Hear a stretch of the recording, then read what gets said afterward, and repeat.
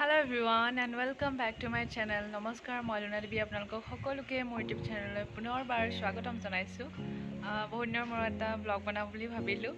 আজিৰ ব্লগটোত ক'তো নাযাওঁ বাৰু, ৰুমতে আছিলো। কেইটামান DIY বনাইছিলো।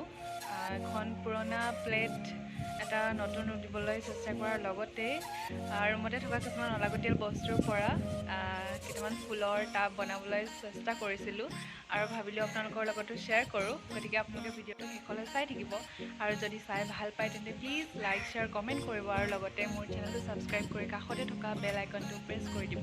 তেন্তে পলম নকৰি বলক আজিৰ ব্লগটো আৰম্ভ কৰোঁ।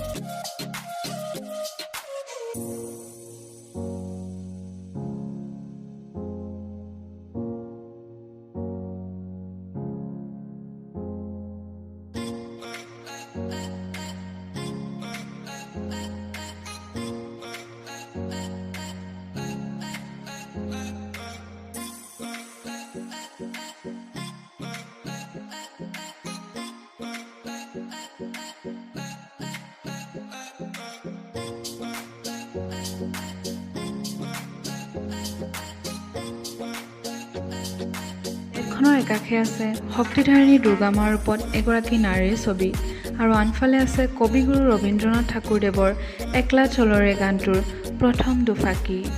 এই গানটোৰ অৰ্থ খুবেই বেছি গভীৰ হয় তথা অনুপ্ৰেৰণামূলক হয়।